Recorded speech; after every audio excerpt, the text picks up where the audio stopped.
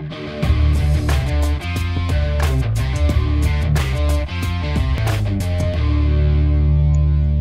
everyone. Welcome to Agile Principle Run Uncut. Today, we have a friend with us. Roy, who's our friend here today? So invited a guest, a good friend of mine, Rob Annis. Rob, why don't you introduce yourself a little bit? Yeah, thanks, Roy, and thanks, Phil. Hi, everyone. My name is Robert Annis, Rob or Robert, obviously. So I'm based in the UK, obviously from here originally, but also lived in the US for quite a number of years, which is obviously where I know Roy from. And my background is probably not that uncommon to many of the people watching or interested in this kind of stuff. Originally, I did project management, sort of project manager, program manager type roles. And then that sort of morphed and led into agile roles. And I've been in the agile space for, 7 or 8 years now, I guess, something like that. And these days, I'm probably, I guess, an agile coach and trainer. It's probably the easiest way to say it. And on that journey, like somebody else, trying to figure out what exactly it means for all of us and where it's going to take us. Yeah, absolutely. So Rob, I know you were a project manager for a while. Why did you make the switch? What was the reason for that? Oh, well, I wonder what that was. So I was a project manager for many years and a deep follower of it, it's safe to say. And it runs in the family. My parents are project managers. My sister's a project manager. It's really quite sad. But yeah, I was working as a project manager one day, and my boss said to me, "Oh, your next project's going to be Agile." So we're sending you some Agile training. And at first I was a bit unsure, is the polite word, and then met this what's the impolite word? Yeah, exactly. Yeah. Then this trainer who slipped me $20. So Roy was the trainer. So from that training, it sort of opened my eyes to the agile world, and I've been in it ever since. And that's it's been quite the journey. At first it was quite a struggle, but now I'm as bigger advocate as any, really, and I haven't looked back. So have I done project management since that point? Yes, of course, but not in a pure waterfall sense. Agile's always been there, and it's really what everything is now. And I think it's very hard to find organizations now that are pure waterfall. It's getting rarer and rarer.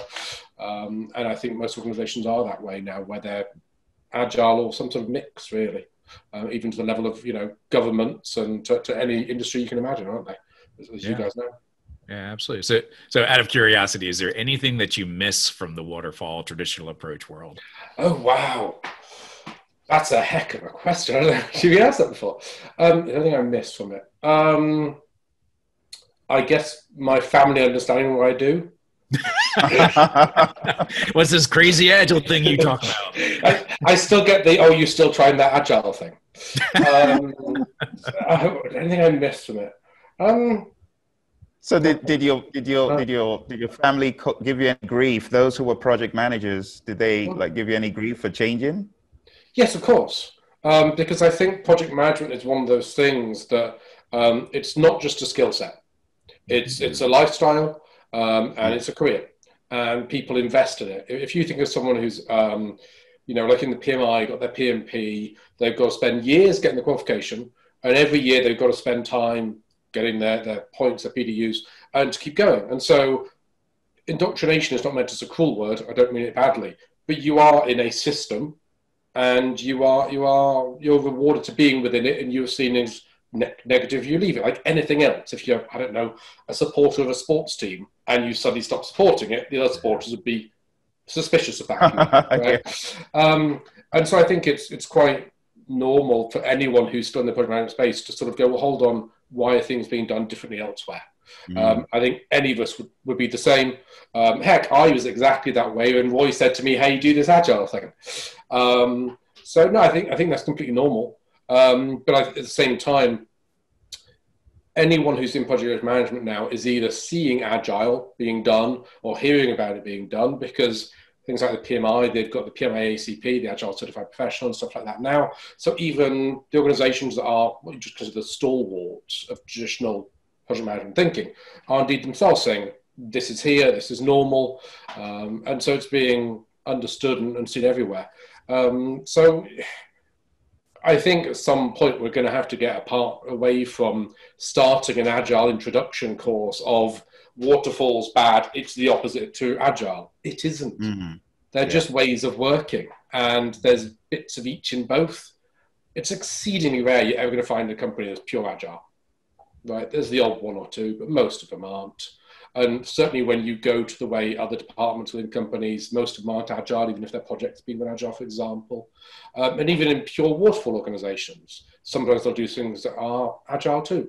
And I think that's closer to reality, is that most of the are you for or against is more about creating tribes than it is about realities. Yeah, I think I've run into maybe one or two organizations in my entire career that are, pure Agile, if you want to call it that. But most, you're right, absolutely. There's hybrid models all over the place. Yeah. So Rob, just out of curiosity, what brought you to coaching? Why?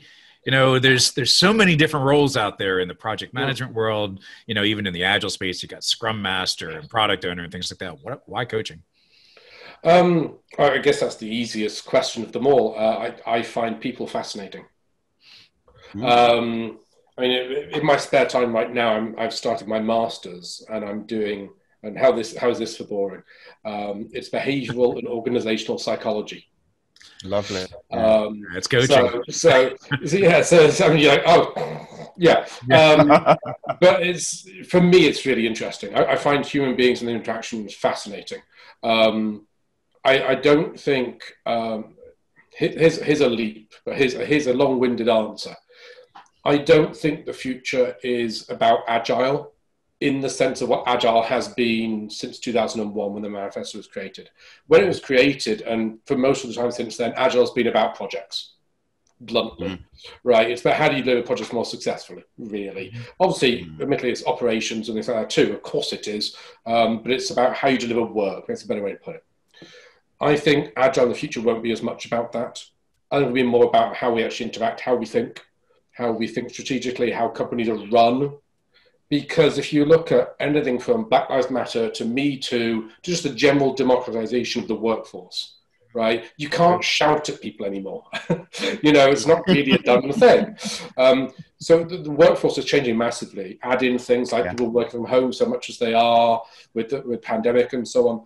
Just the workforce is shifting massively. It's just changing. And so I think agility will be more about how people think and how they interact. And so that's the long-winded answer, because for me, that's the interesting bit. Coaching is about helping people change, building the environment where they can change. And for me, that's what's fascinating. And I think that's what Agile becomes. It becomes less about doing Agile to deliver work and more about being Agile for the organizations to be just more successful. Agility will effectively be the only way you can be fast enough and therefore innovative enough to be competitive. Gotcha. So let me ask you this, Rob. What's your take on the Prince 2 movement, foundation, and all that stuff? How have you seen that play into project management in the UK? Are people frothing at the mouth to do it, or has it kind of taken a backseat and people are on to other things? What do you think? I try not to refer to project managers as frothing at the mouth. Sometimes they do, but that's not a good thing. Yeah. I think it's really interesting. I think any qualification or certifying body has two sort of main focuses. One is getting people qualified, and two, remaining relevant. Because if your qualifications aren't relevant, then no longer people are being certified with you, right? And so that's why we're seeing, whether it's Prince 2 or PMI.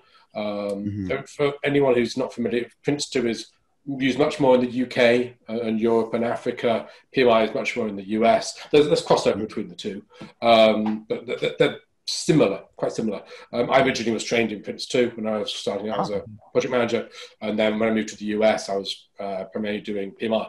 So there's PMBOK and all that stuff, and so I think for any of those bodies, they are grappling with, where are we? What's the future going to be?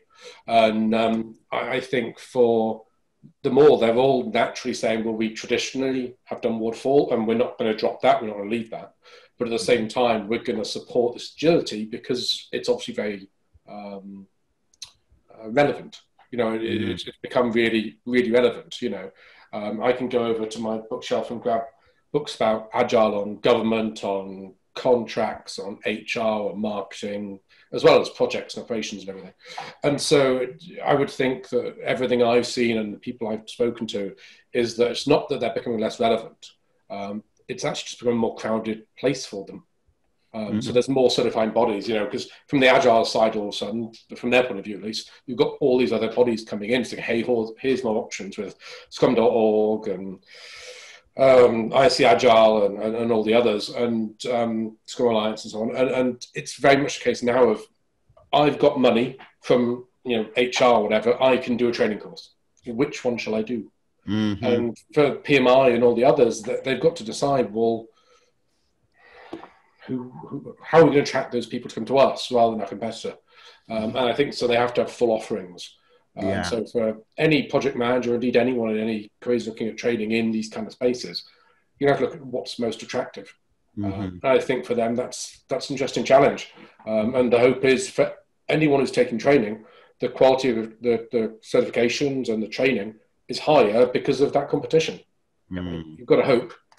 Are you seeing that as well in the States? Is it a fair mix like that still? I've been back in the UK for 3 years now.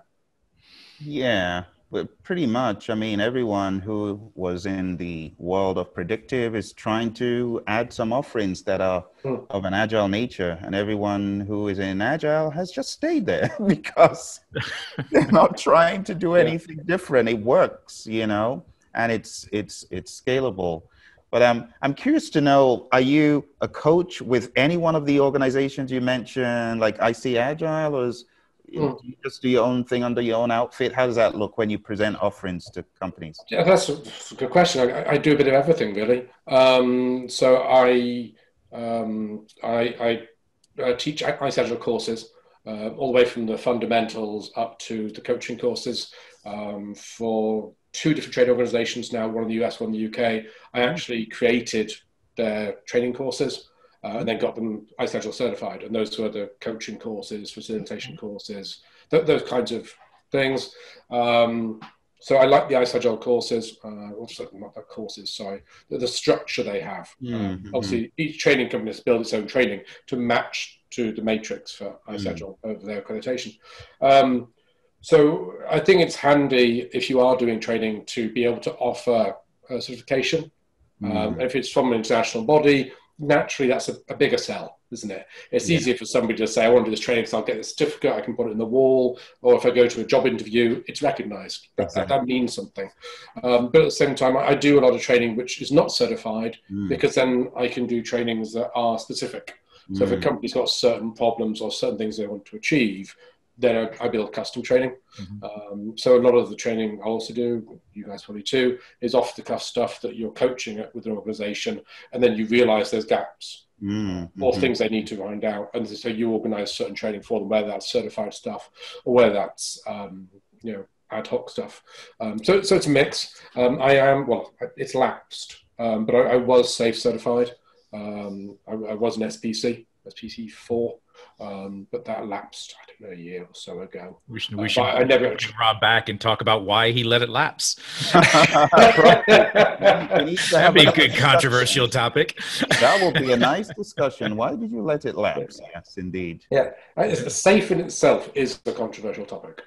Yeah, and I think that's one of the biggest points when you bring up a discussion of waterfall or agile. I think that's a really good example of why SAFE has been so successful. Because our company's going, we want to do agile primarily because it sounds like what we meant to do, right? It's very popular. Everyone's talking about it. It's in the news, for God's sake, right? It feels familiar. Waterfall in the news, but yeah, SAFE is a good bridge. Whether or not you get what you want to get, that's a discussion. Let's definitely bring Rob back for that one. That's a show all in itself. Yeah, probably. So in closing, before Roy asks his last question, how can people find you if people want to engage with your services? Is there a website? Is there, a link or a profile on social media you can Yeah, of course. Yes, very kind of you to ask. Thank you. I appreciate the chance to do a promotion. My company is called GWS Partners. So you go to gwspartners.co.uk. That would be my website. And you can't miss it. There's a big shark, which is GWS. I studied sharks when I was young, marine biology and stuff like that. Yeah, so we offer all those sort of coaching and training and stuff like that. But the focus for us is very much on helping individuals and organizations change. I'm not looking to have 5-day-a-week coaching engagements, for example. I tend to look for 2 days a week. It's not financially viable from my point of view. It's not great. My wife preferred I did 5 days. But the intention here is coaching is about helping change people and organizations. And I can't do that from there all the time. People need to take information, practice it, succeed or fail, but practice it, and then be able to sit down with me and talk about it and improve. That's coaching, right? You don't expect the coach of most sports teams to be running around the field with the player, telling them what to do. That's not coaching. That's managing, right? So as a coach, I don't want to be there all the time, and that kind of permeates through how I think as a coach and as a trainer is I want to make a meaningful difference to the companies and people I'm working with. So we try and do it in a specific way that really is there to help them and help them be more successful. So if anyone wants to find out more, reach out. Come and see me on LinkedIn. Obviously on LinkedIn, you can see my name or come to g2spartners.co.uk and I'll be happy to help. Lovely. So last question. I wanted to bring a little bit of controversy into our topic today. Excellent. So the last question. I like controversy. Who's your football team? Well, see, now this is difficult because, if this is an American podcast. Oh, no, I was talking about Browns. The original football, not U.S. football. Oh, okay. Soccer. Soccer. We don't say soccer here. But yeah. No, but it's Cleveland Browns anyway. No, I'm not a footballer. I don't, in England you go out, it's either a football or a rugby. It's very strict, one or the other. And I'm very much in the rugby camp. Oh, that's good. That's okay. So I had a rugby T-shirt on earlier, let me put it that way. So no, I guess football, most times Manchester City, because I'm from that area. So that would be my team. Yeah. Well, controversy. That was a low ball for controversy. I know it was. All right. So, Rob, thanks very much for joining our show today. I really appreciate you coming on. Always great to see you. Phil, you want to wrap it up? Absolutely. You know what to do, my friends. Hit like, subscribe, check out what Rob has shared with you today. And we'll be back with some more episodes. We'll be bringing some more controversy in. We'll be talking about that SAFE certification, Rob, next time, hopefully. I look forward to it. Thank you. Thank you both. Thank you.